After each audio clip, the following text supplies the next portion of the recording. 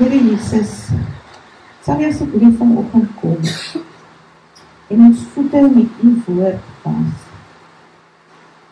Ons staan as skoon gewaste mense deur die bloed voor u, maar ons voete is vuil, omdat ons deur die sondige, swaar wêreld met al sy hartseer en moeilikheid moet loop. Sal jy ons asseblief vanoggend bedien met u woorde en nie mense woorde nie.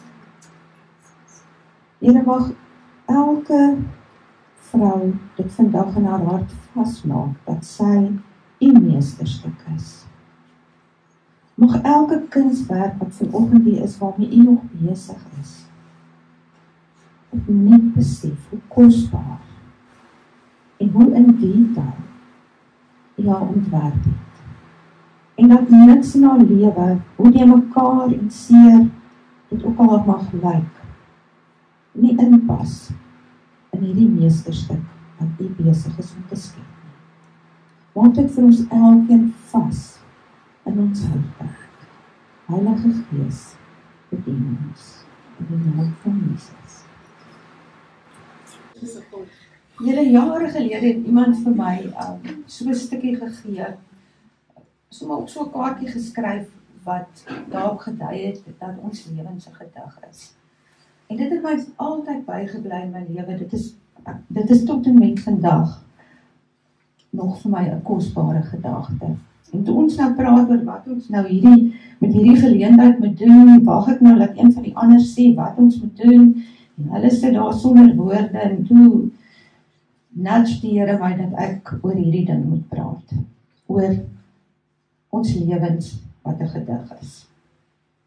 So, ek wil vandag met julle 'n eenvoudige waarheid deel. En dit is dat ons God se meesterstuk is. Dit is nogal moeilik om dit te glo in tye wat dit moeilik gaan, wanneer 'n mens se lewe meer soos 'n mes, as 'n message vol. En dis waar ek vanoggend met julle wil gesels. In Efesiërs 2 vers 10 sê Paulus, "For we are God's masterpiece. He created us anew in Christ, so we can do good things He planned for us all along." Dis in die Nuwe Lewende Vertaling, New Living Translation, waar ek dit lees.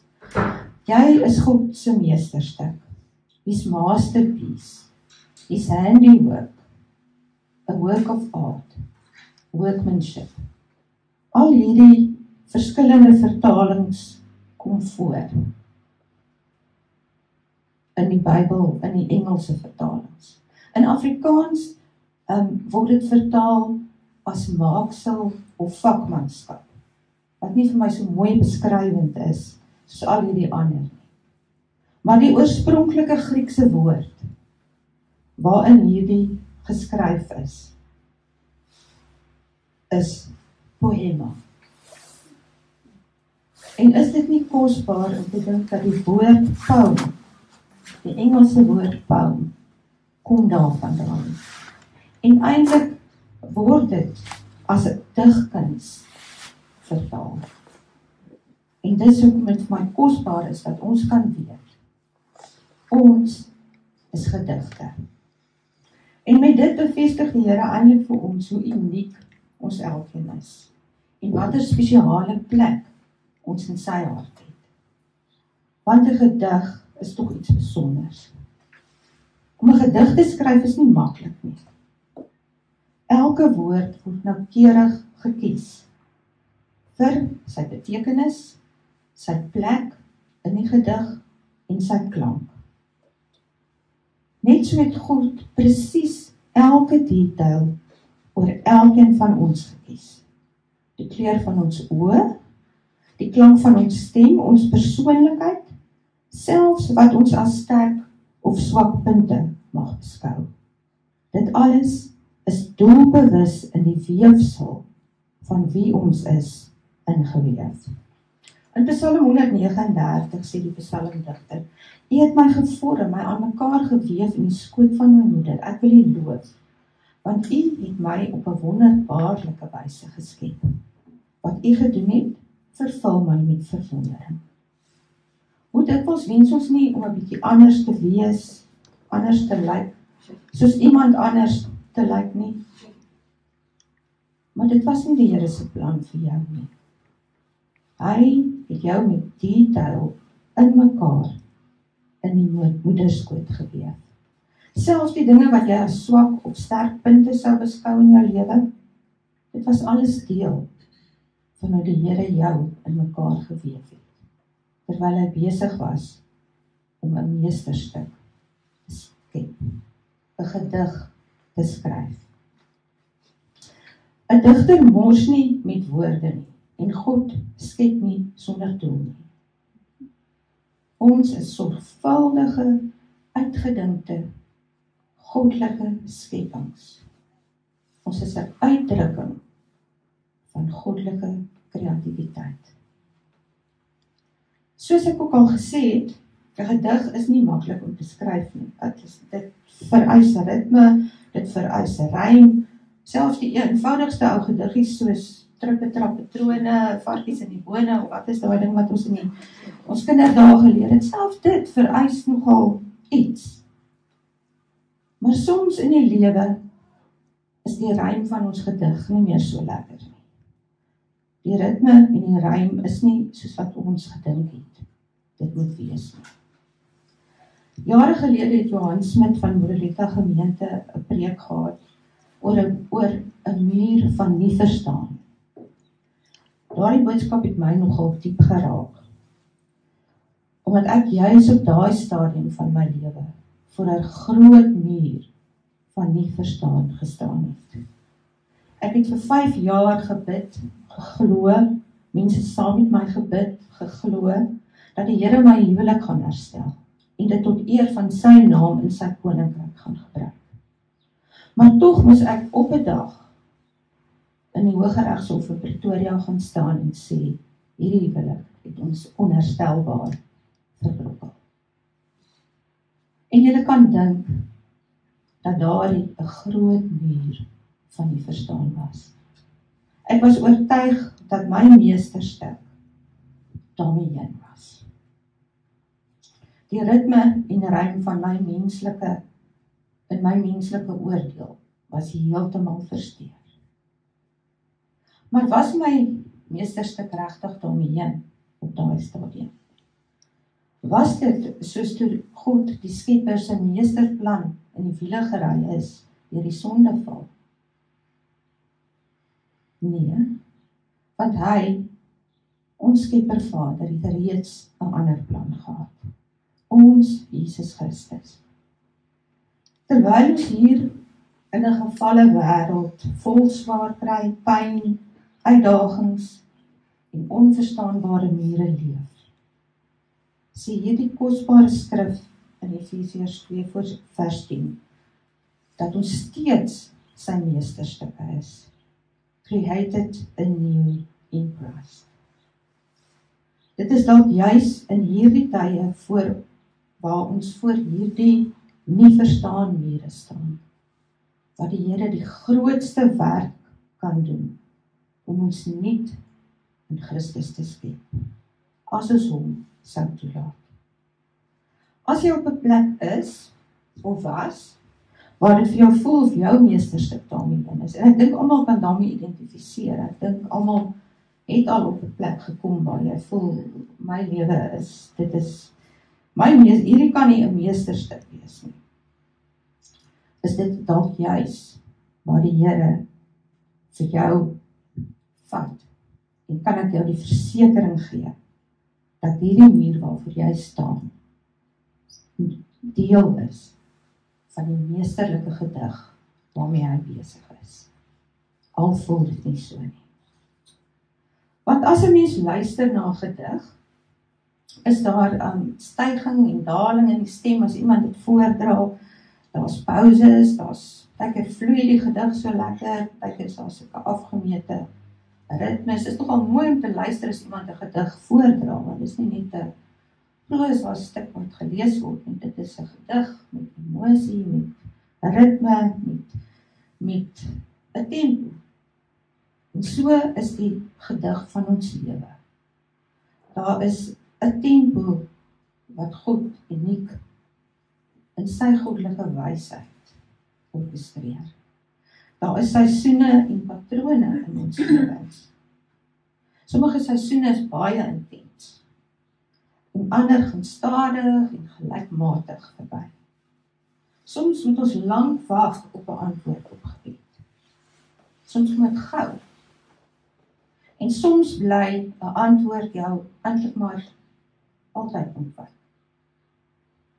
En dan is die troos wat ons vind. Dat, ek wil net gou daai skrif kry. Nee, ek het nou nie daai skrif nie.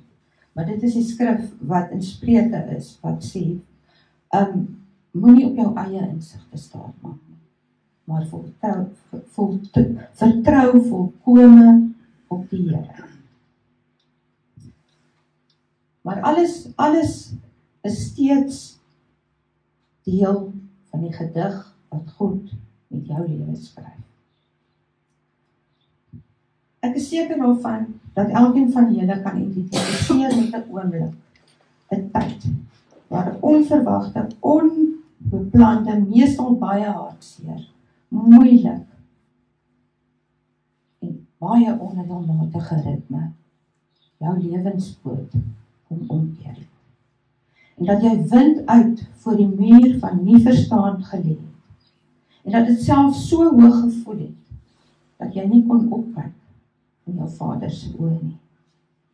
Maar die pyn en die verwarring net te groot is. Ek wil vir 'n oomblik stil staan by hierdie onverwagte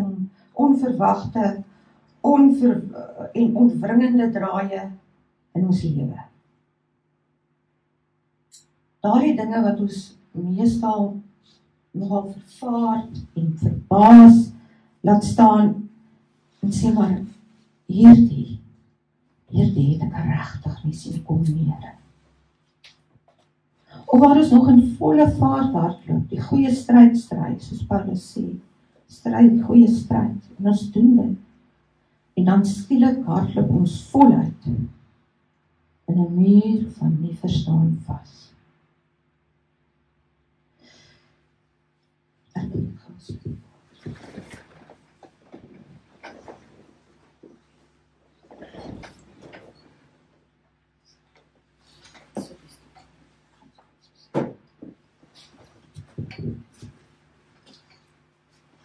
Ek dink nie daar's 'n klinkklare antwoord oor hoekom die Vader hierdie dinge toelaat nie.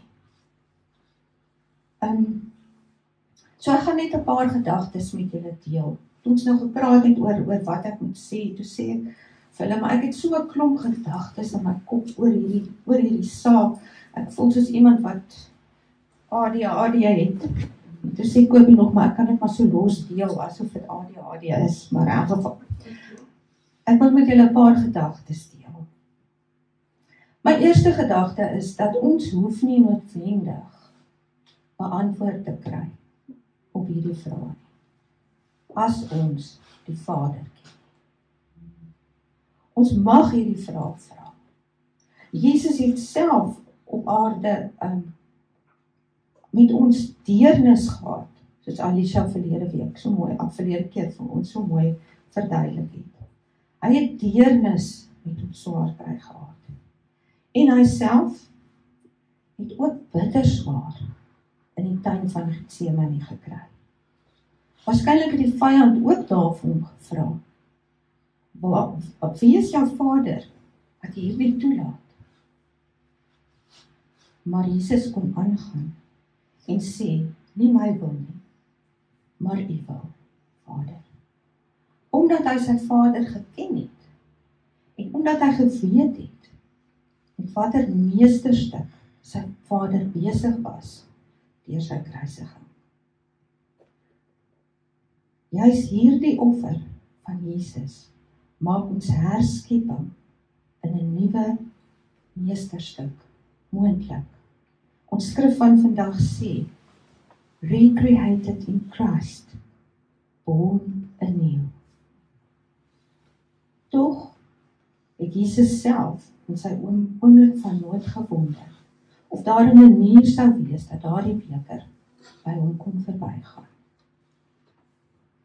Ons mag vra. Soms kry ons nie antwoorde. En soos ek reeds gesê het, dan is die enigste ding waar ons kan vashou, om nie op ons eie insigte staat te maak nie. My tweede antwoord is dat alles wat skeef geloop het, nie die Here se skuld is nie. Ek sit dit in aanhalingstekens.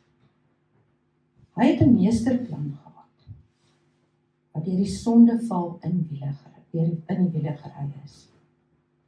En hoe naby ons ook al aan God leef, ons lewe steeds in 'n bose, teleurstellende en baie hartseer wêreld.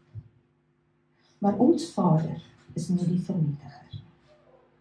Hy het inteendeel sy seun vir ons gegee, sodat ons 'n ewige lewe kan hê. Ons vry sal wees van hierdie aardse swaar kry. Hier op aarde sal ons steeds te doen kry met dinge so siekte, verlies, moeilike verhoudings, finansiële probleme. Ek wil nie eers met die lys aangaan nie, julle ken elkeen die probleme waarmee ons sit. Ons geloof vrywaar ons nie van hierdie dinge nie, maar gee vir ons 'n manier om daardeur te kom. Boonop is hierdie aardse bestaan eintlik maar net 'n klein kolletjie in die ewige lewe waar daar geen trane en swaar kry meer sal wees nie.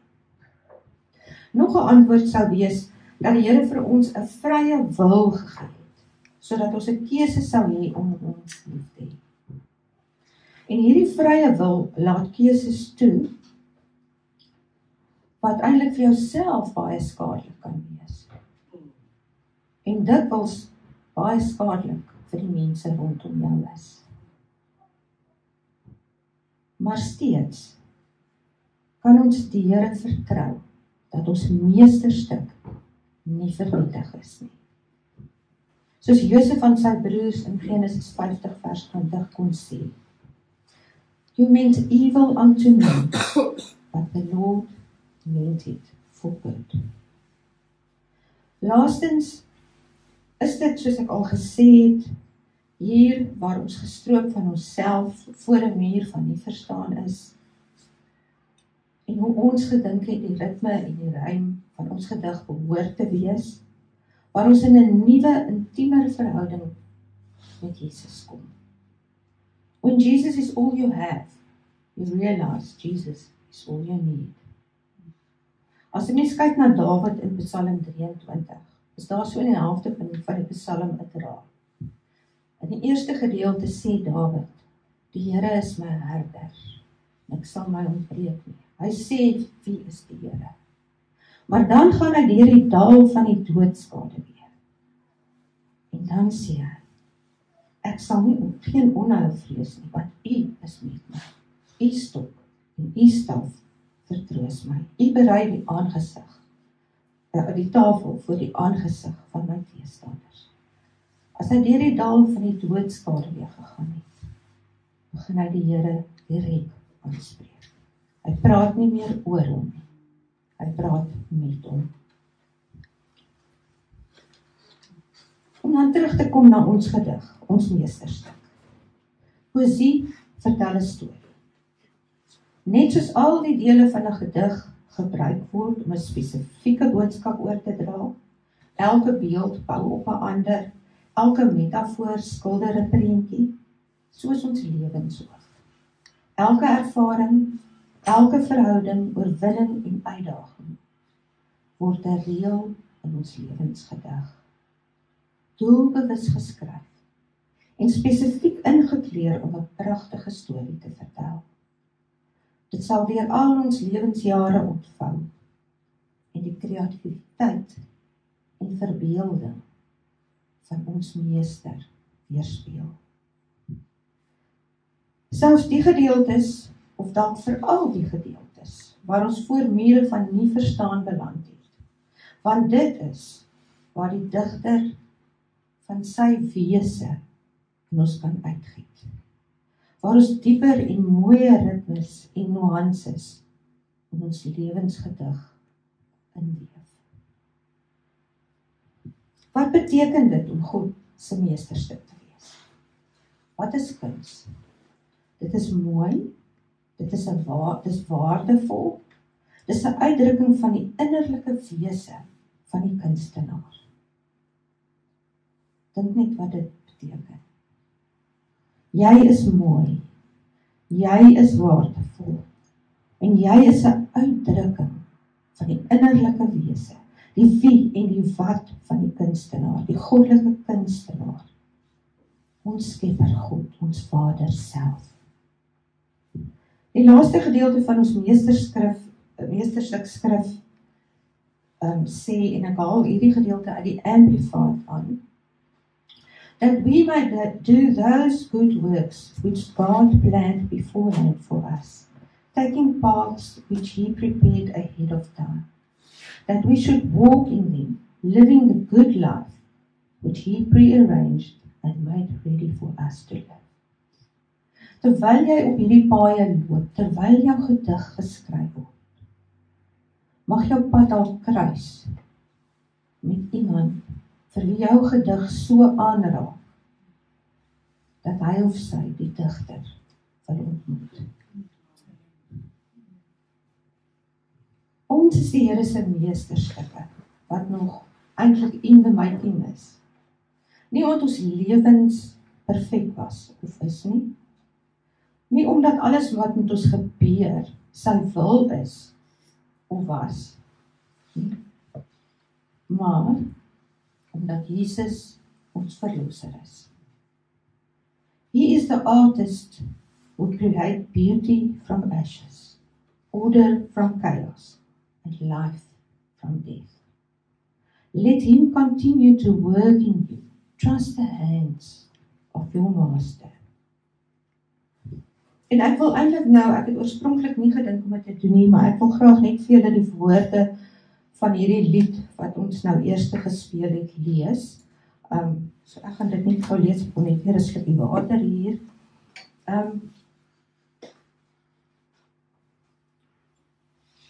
En dit is eintlik so sprekend van dit wat die Here in my hart kom deponeer het, rondom die feit dat ons 'n gedig is, dat ons 'n meesterstuk is.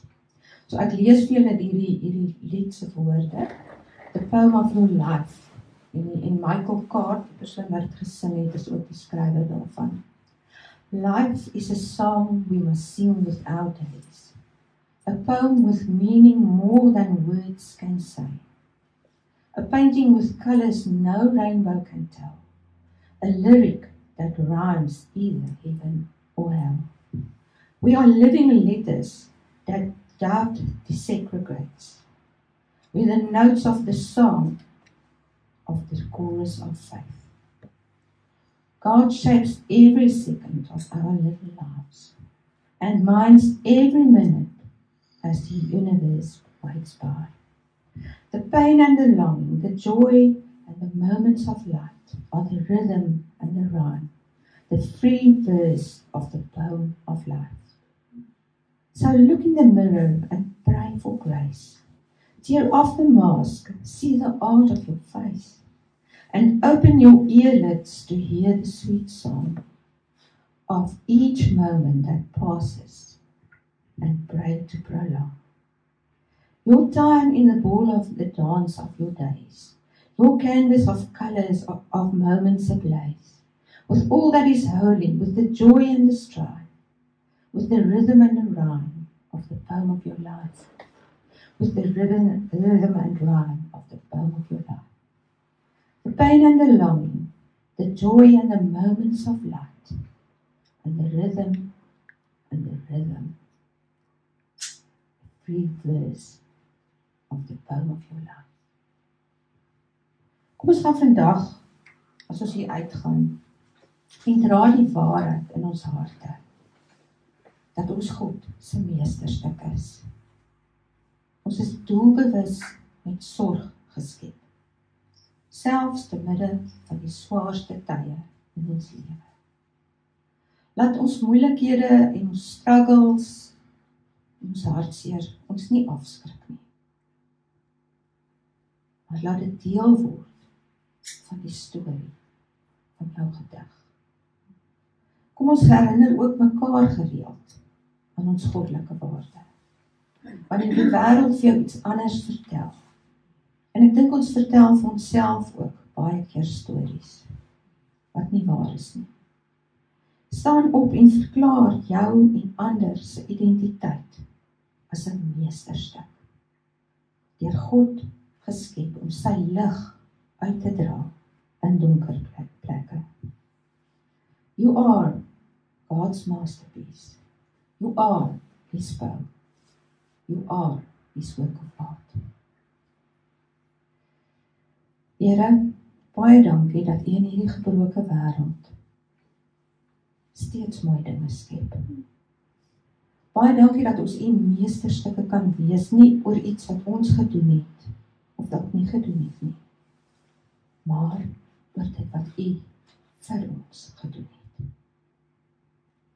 Help us to trust You in the middle of our mess. Lord, will You redeem our pain and use it for Your glory? Let us never forget that we are masterpieces made by the ultimate master artist. In the name of Jesus. Amen.